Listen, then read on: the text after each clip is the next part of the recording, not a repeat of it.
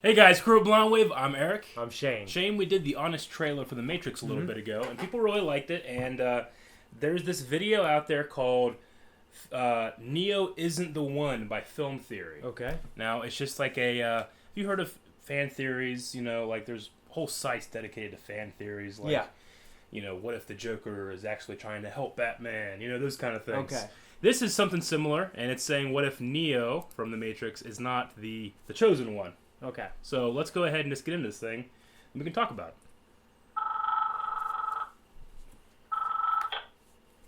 Wake up, theorist. I don't know if you're ready to see what I have to show you, but unfortunately the two of us have very little time. They're coming for you, and I don't know what they're going to do if they find you. I can help you, but only if you do exactly as I say. I've seen some of this guy's videos. He's pretty good. Have a chance. Good luck. He's got a good channel.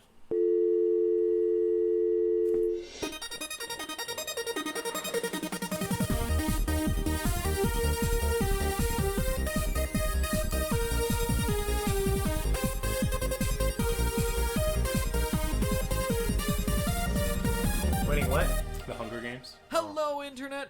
Welcome to Film Theory. I'm glad you decided to stick around because there is much we have to discuss. When it hit theaters in 1999, The Matrix was unlike anything anyone had ever seen before.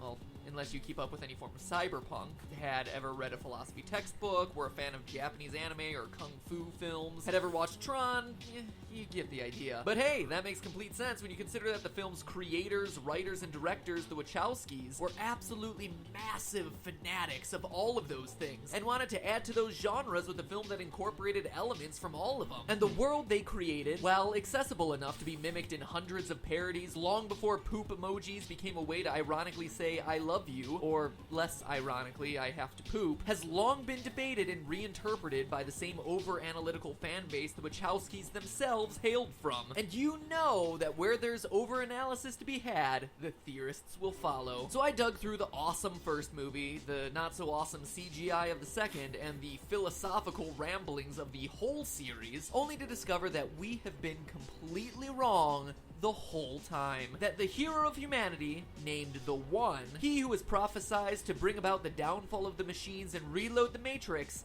is not Neo, despite his name being a clever anagram of one. No, put aside Keanu Reeves' highly emotive face. The One is in fact...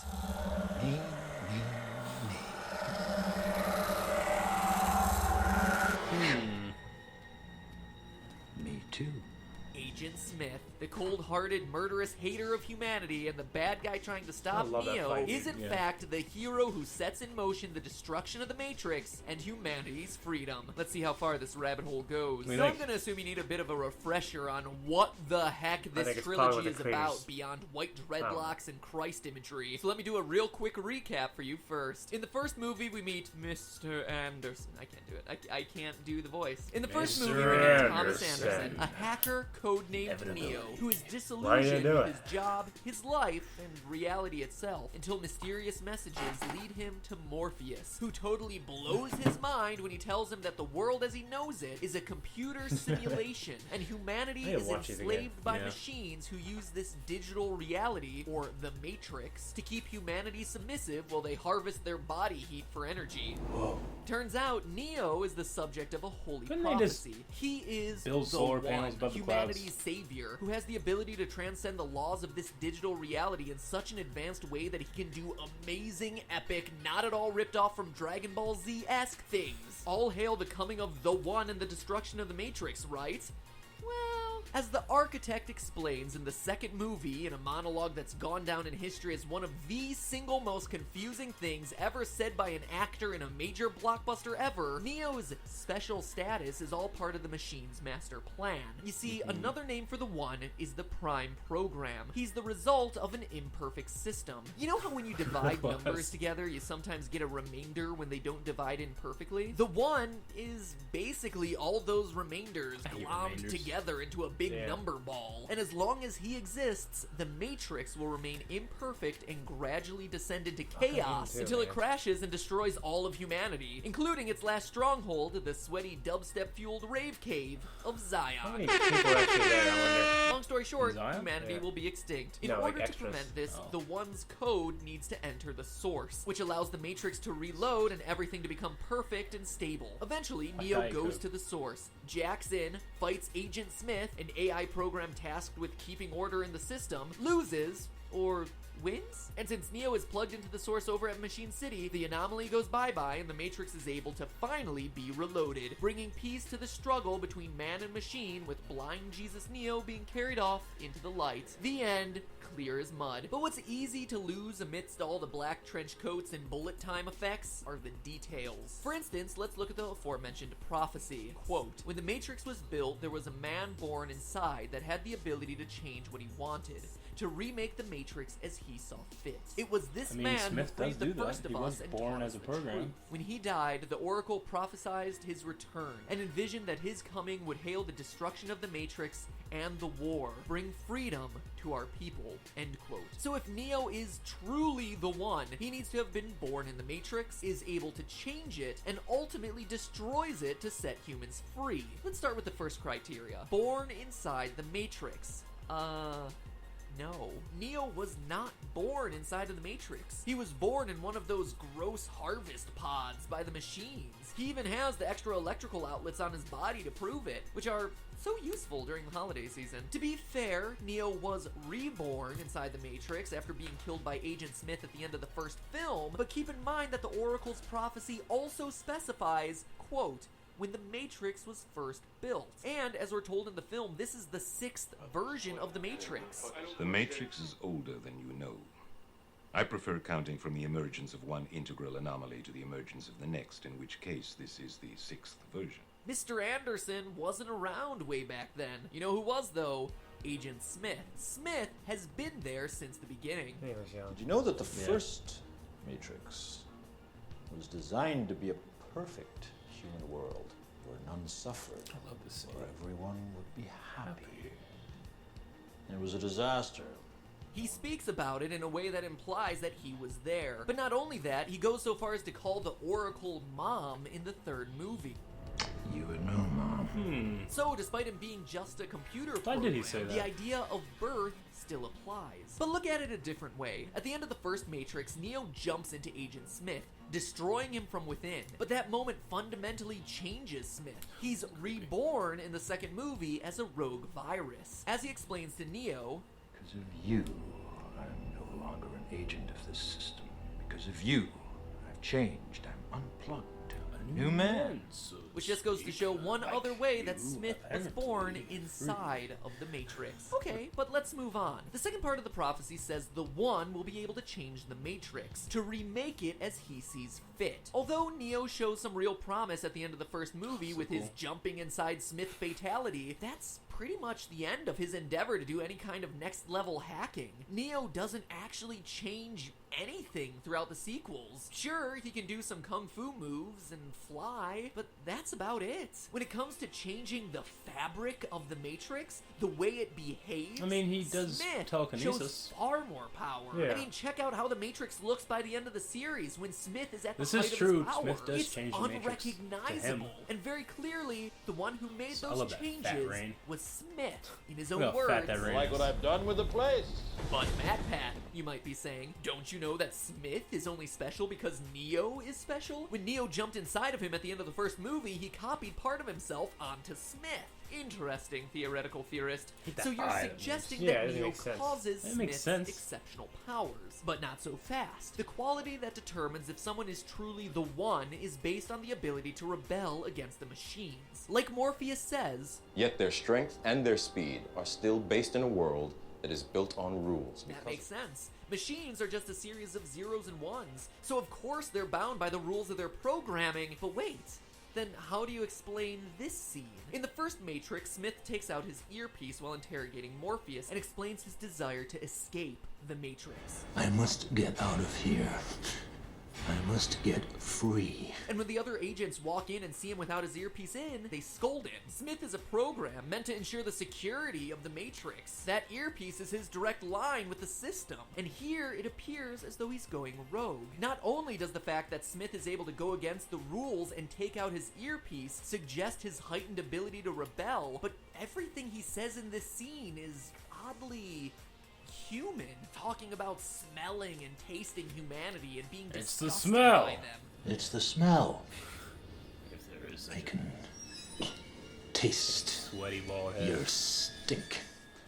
Long before he takes on Neo, Smith is working against his programming. Smith, not Neo, is the anomaly in the system. And now for the final tenet there are of the programs that prophecy, rebel he will already. bring destruction to the Matrix what, like, and bring the freedom to Merovingian the is, his people wife, and right? end the war. Yeah. Okay, so although the saga ends with the Matrix still intact, it gets pretty banged up during the Smith-Neo final battle. And in reloading, one could say that it was destroyed. And look who says that he's actually going to destroy the Matrix. You guessed it.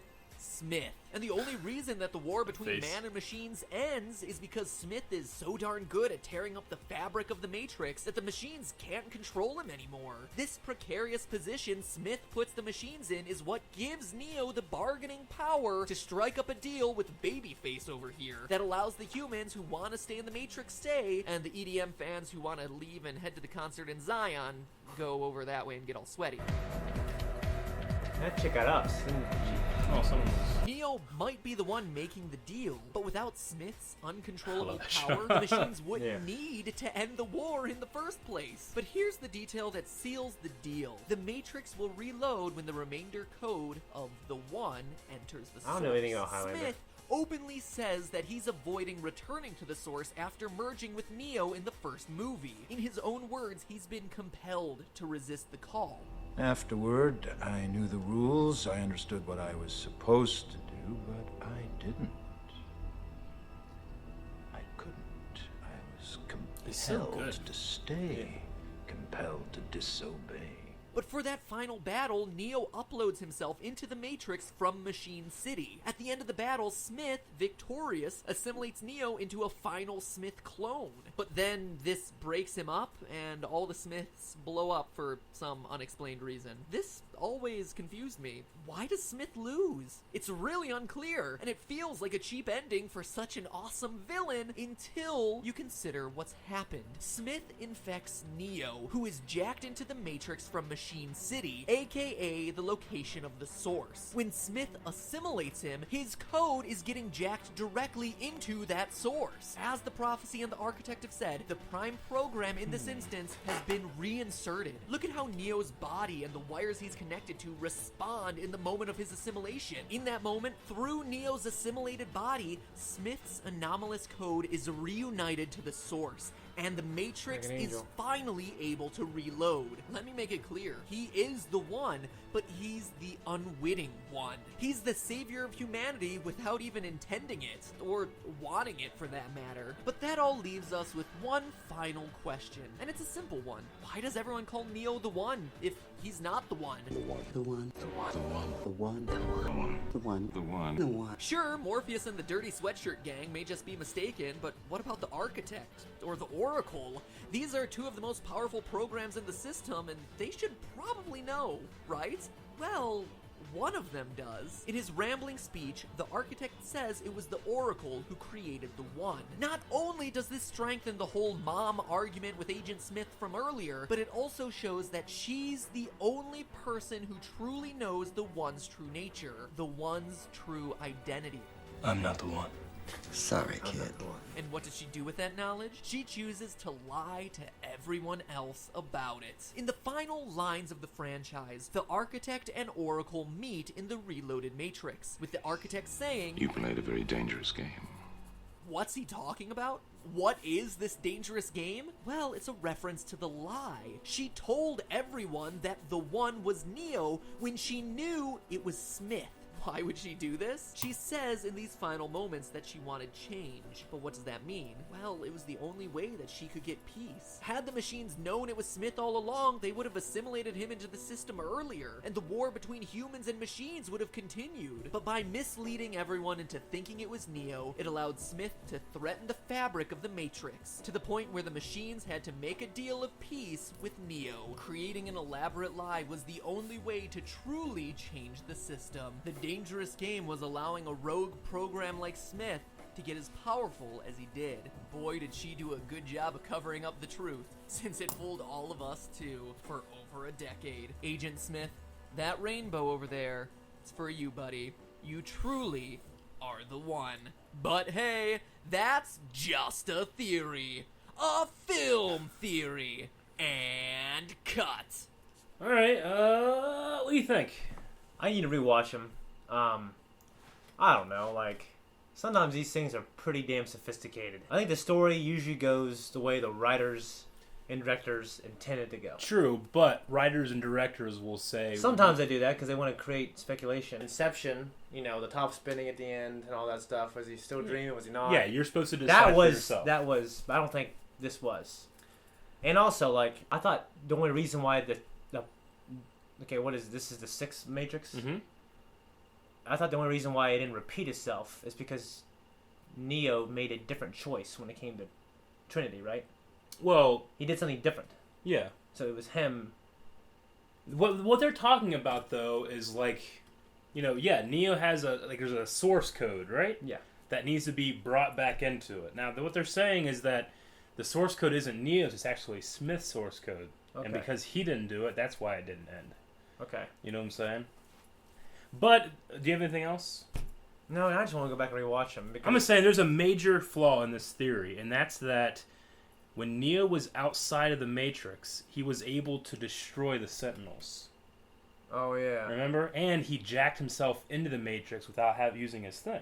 Oh, that's a good point. Right? I mean, yeah. I kept waiting for them to talk about that. That's pretty damn big. I kept waiting for them to talk about that. Basically, you're a god if you can just not be in the Matrix and still do all that shit. And they never really, did anything with that. I thought he'd come to the machine shade, start fucking Jediing everybody, you know, but he didn't.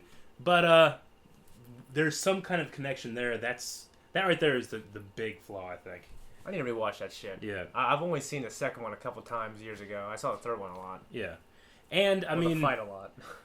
They are correct that the prophecy is basically a lie. Mm-hmm. You know? So? Well, I mean, the system isn't a lie. Like, the architect's saying that you need the one to create the source code. It'll be plugged back in. We'll start everything over. And we'll just keep doing that forever. Because it's already worked 5 times. It's going to work a 6th time, you know? Yeah. The Oracle not wanting that to happen again, wanting to end the war and have peace, she created the prophecy. So the Oracle is a part of a program, too. Like she's a program, but she's part of these programs that go rogue.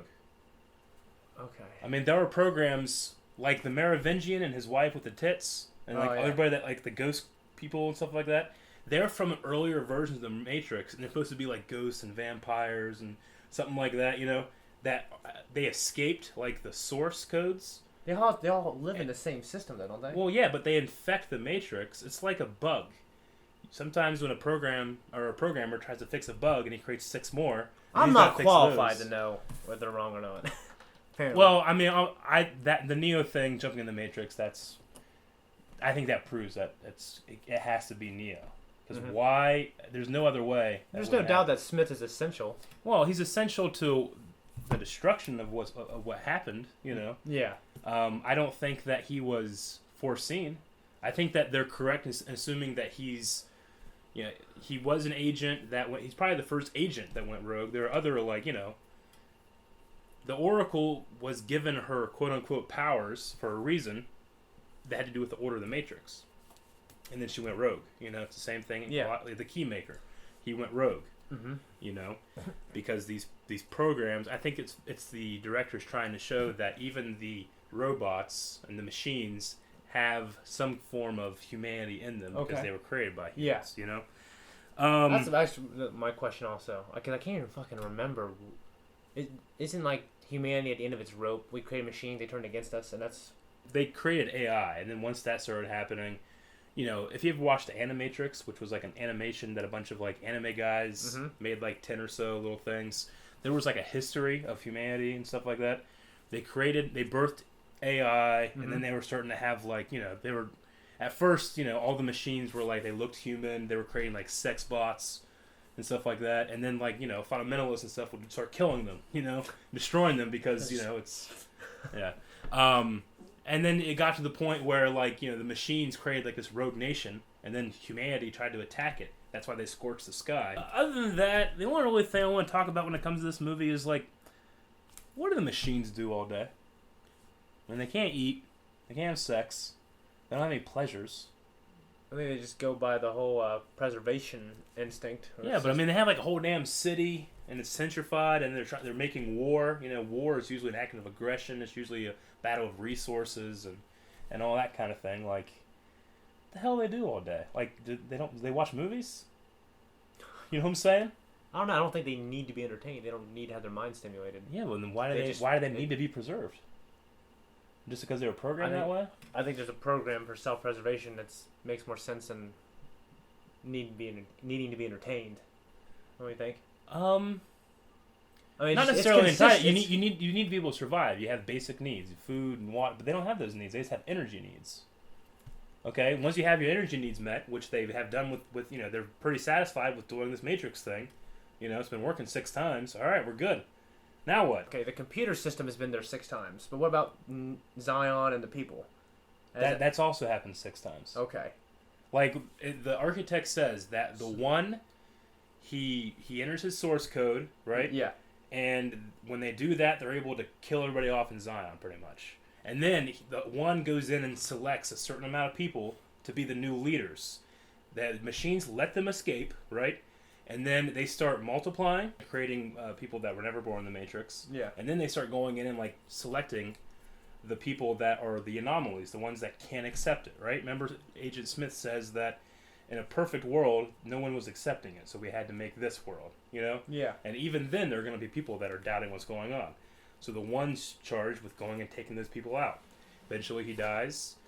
Zion goes on for a couple 100 years, probably. I don't know how long it takes until there's a couple 1,000 sweaty ravers in there. Yeah. And then it just happens again. The one is born. Yeah, but yeah, my one thing is, why don't machines just fucking make fucking solar panels over the clouds? Is that so damn hard? They have flying sentinel machines. They can't make a couple of those things. It's because the gas and oil industry probably paid the Wachowski brothers to not do that. You know what I mean? Yeah, that's good. If there's anything else that you guys like us to react to, just put it down in the comments below. If you have any other videos not related to Matrix, just anything you want us to do, also put that down in the comments below. Also hit the subscribe button. Also like, also share with your friends. I'm Eric. I'm Shane. And we'll see you guys later.